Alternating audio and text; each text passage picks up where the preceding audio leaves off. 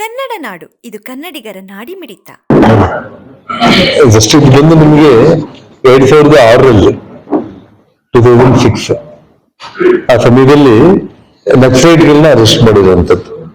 ಅಂದಿನ SP ಪಂಕಜ್ ಕುಮಾರ್ ಠಾಕೂರ್ ಅವರು ಆ ಟೈಮ್ನಲ್ಲಿ ನಮ್ಮ ಎಲ್ಲಿ ಕುರುಗೋಡಿದ್ರಲ್ಲಿ ಬಳ್ಳಾರಿಯಿಂದ ಒಂದು 25 ಕಿಲೋಮೀಟರ್ ಅಲ್ಲಿ ಒಂದು ಸಣ್ಣ ಗುಡಿಸಲಲ್ಲಿ ನಕ್ಸಲೈಟ್ಗಳ ಶೆಲ್ಟರ್ ತಗೊಂಡ್ಬಿಟ್ಟು ಅವ್ರ ತಂದೆ ನಾರಾಯಣ ರೆಡ್ಡಿನ ಅವ್ರಿಗೆಲ್ಲ ಶೆಲ್ಟರ್ಸ್ ಕೊಟ್ಟಿತ್ತು.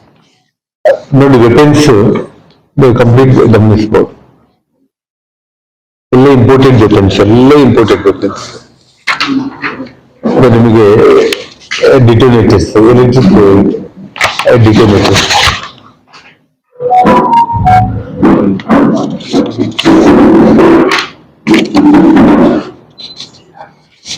ಎಲ್ಲದನ್ನ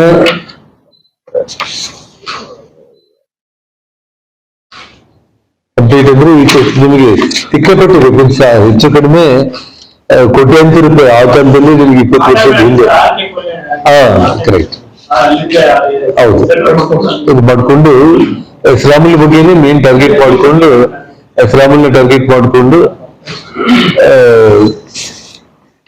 ಬಂದಿರುವಂತದ್ದು. ಅದು ಕಂಪ್ಲೀಟ್ SP ಗೆ ಮಾಹಿತಿ ಬಂದು ಹೋಗ್ಬಿಟ್ಟು ಇಮಿಡಿಯೇಟ್ ಆಗಿ ಮೇನ್ ನಕ್ಸಲೈಟ್ ಅವ್ರು ತಪ್ಪಿಸ್ಕೊಂಡು ಅವನ 5-6 ಮಂದಿ ನಕ್ಸಲೈಟ್ಗಳು ಅವತ್ತು ಅರೆಸ್ಟ್ ಆಗಿರುವಂತದ್ದು. ಅವರು ಆಮೇಲೆ ಅವರು ಪಂಕಜ್ ಕುಮಾರ್ ಠಾಕೂರ್ ಮೇಲೆನೆ ಇಲ್ಲಿದ್ದ ಅಲಿಗೇಷನ್ಸ್ ಎಲ್ಲ ಅವರು ನಾರಾಯಣ ರೆಡ್ಡಿ ಅವ್ರ ಮೂಲಕ ಮಾಡಿ ಆನಂತರ ಅವರು ಶಾಶ್ವತವಾಗಿ ಕರ್ನಾಟಕ ಕೇಂದ್ರ IPS ಆದ್ರೂ ಕೂಡ ಈ ರಾಜ್ಯನೇ ಬೇಡ ಅಂತ ಹೇಳಿ ರಾಜ್ಯನೇ ಬಿಟ್ಟು ಹೋಗ್ಬಿಟ್ರು. ಪ್ರಾಮಾಣಿಕವಾಗಿ ಕೆಲಸ ಮಾಡೋದಕ್ಕೆ ಈ ರೀತಿ ಆಗ್ತಾ ಇದೆ ಅನ್ನುವಂಥದ್ದನ್ನ ಎಲ್ಲ ಪತ್ರಿಕೆಗಳಲ್ಲಿ ಕೂಡ ಅವತ್ತು ಬಂದಿರುವಂತ ಸುದ್ದಿ. ಬಟ್ ಏನಂತಂದ್ರೆ ದುರದೃಷ್ಟ ಮಾಮೂಲಾಗಿ ತಂದೆಗೆ ತಕ್ಕ ಮಗ ಅಂತ ಹೇಳಿ ಗೌರವದಿಂದ ಹೇಳ್ಕೊಳ್ಳೋದು ಬಿಟ್ಟು ಒಬ್ಬ ಕ್ರಿಮಿನಲ್ಗೆ ಮಗ ಕೂಡ ಕ್ರಿಮಿನಲ್ ಅನ್ನುವಂಥದ್ದನ್ನ ಇವತ್ತು ತೋರಿಸ್ಕೊಳ್ಳೋದಕ್ಕೆ ಈ ಇಂಥ ಒಂದು ಗಾಂಜಾ ಪೆಡ್ಲರ್ಸ್ಗಳಾಗಿರ್ಬೋದು, ಕ್ರಿಮಿನಲ್ಸ್ ಆಗಿರ್ಬೋದು, ಇವತ್ತು ನೋಡ್ತಾ ಇದ್ರಲ್ಲಿ ನಿಮ್ ಕಂಪ್ಲೀಟ್ 15 ವರ್ಷ 16 ವರ್ಷ ಸಣ್ಣ ವಯಸ್ಸು ಹುಡುಗರೆಲ್ಲರೂ ಕೂಡ ಇವತ್ತು ಗಾಂಜಾ ಮತ್ತೆ ಬಳ್ಳಾರಿಯಲ್ಲಿ ಎಲ್ಲ ರಾಂಗ್ ರೂಟ್ ಅಲ್ಲಿ ತಗೊಂಡು ಹೋಗ್ತಾ ಇದೆ.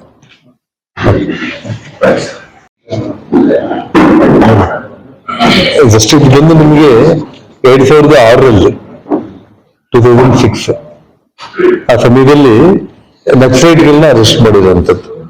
ಅಂದಿನ SP ಪಂಕಜ್ ಕುಮಾರ್ ಠಾಕೂರ್ ಅವರು ಆ ಟೈಮ್ನಲ್ಲಿ ನಮ್ಮ ಎಲ್ಲಿ ಕುರುಗೋಡಿದ್ರಲ್ಲಿ ಬಳ್ಳಾರಿಯಿಂದ ಒಂದು 25 ಕಿಲೋಮೀಟರ್ ಅಲ್ಲಿ ಒಂದು ಸಣ್ಣ ಗುಡಿಸಲಲ್ಲಿ ನಕ್ಸಲೈಟ್ಗಳ ಶೆಲ್ಟರ್ ತಗೊಂಡ್ಬಿಟ್ಟು ಅವ್ರ ತಂದೆ ನಾರಾಯಣ ರೆಡ್ಡಿನ ಅವ್ರಿಗೆಲ್ಲ ಶೆಲ್ಟರ್ಸ್ ಕೊಟ್ಟಿತ್ತು.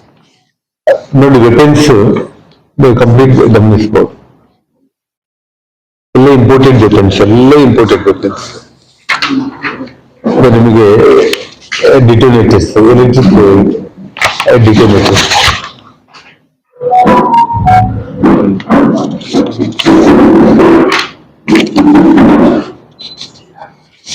ಎಲ್ಲದನ್ನ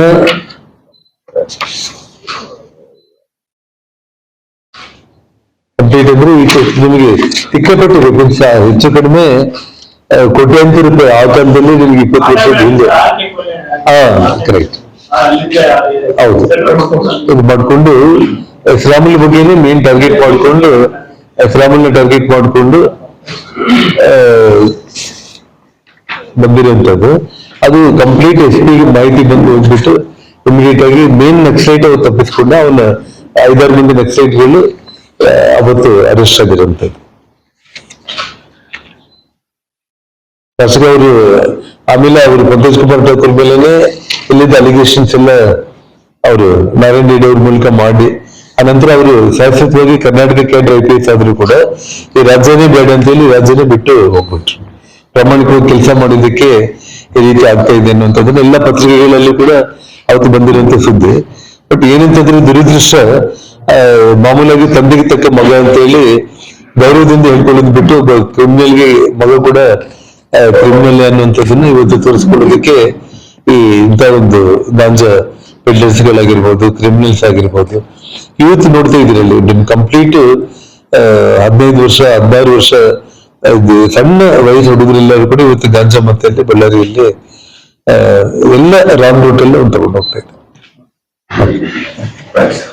ಅವತ್ತು ನಮ್ಮ ಮನೆ ಆವರಣದಲ್ಲಿ 4 ಬುಲೆಟ್ಗಳನ್ನ ತಗೊಂಡು ಮೇಲೆ ಪೆಟ್ರೋಲ್ ಬಾಟಲ್ಸ್ ಬಾಂಬ್ಗಳೇನ್ ಬಿತ್ತಿತ್ತು ಅದರದೆಲ್ಲ ಕಲೆಕ್ಟ್ ಮಾಡ್ಕೊಂಡು ಹೋಗಿರೋದು ಬಿಟ್ರೆ ಯಾರು ಪಂಚನಾಮ ಮಾಡಿರೋದು ಬಿಟ್ರೆ ಯಾರು ಲೋಕಲ್ ಪೊಲೀಸ್ ಇದುವರೆಗೆ ಆಯ್ತು CID ಪೊಲೀಸರು ಒಬ್ಬರು ಕೂಡ ಇಲ್ಲಿಗೆ ಬಂದು ಅವರು ನನ್ನ ಕರೆದು ಮಾಜೂರು ಮಾಡಿದ್ದಾಗ್ಲಿ ನಮ್ಮನ್ನ ಹೇಳಿಕೆ ತಗೊಳ್ಳೋದಾಗ್ಲಿ ಈ ಕ್ಷಣದವರೆಗೂ ಕೂಡ ಆಗಿಲ್ಲ.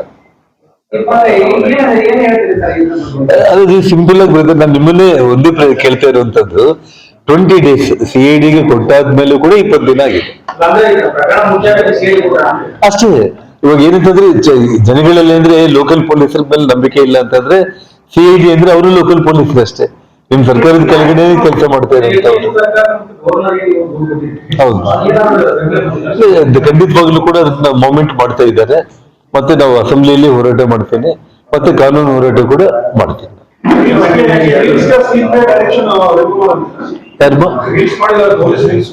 ಅಲ್ಲ ಅಟ್ಲೀಸ್ಟ್ ಅಲ್ಲ ರಾಜ್ಯದ ಜನ ಸ್ವಲ್ಪ ನಗ್ತಾರೆ ಅನ್ನೋದಾದ್ರೂ ಬೇಕಲ್ಲ. ಸಿಗರೇಟ್ ಇಂದ ಮನೆ ಸುಟ್ಟೋಗಿದೆ, ರೀಲ್ಸ್ ಇಂದ ಮನೆ ಸುಟ್ಟೋಗಿದೆ ಅಂತಂದ್ರೆ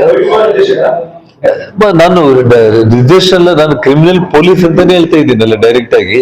ಬೇರೆ ಏನಿದೆ, ನಾನು ಬೇರೆ ಮಾತೇ ಇಲ್ಲ ಅಷ್ಟೇ.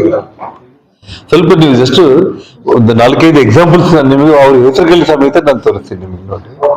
ಸಬ್ಸ್ಕ್ರೈಬ್ ಮಾಡಿಕೊಳ್ಳಲು ಕೂಡಲೇ ಪಕ್ಕದಲ್ಲಿ ಕಾಣುವ ಬೆಲ್ ಐಕಾನ್ ಕ್ಲಿಕ್ ಮಾಡಿ ನೋಟಿಫಿಕೇಶನ್ ಪಡೆಯಿರಿ.